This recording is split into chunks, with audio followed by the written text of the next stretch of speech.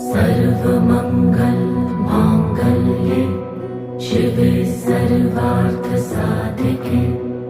शरण्ये त्र्यंबके गौरी नारायणी नमोस्तुते।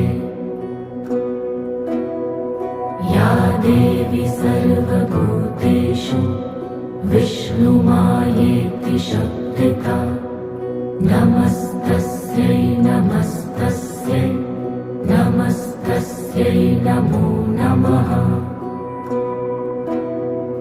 या देवी सर्वभूतेषु चैतन्येत्यभिधीयते नमस्ते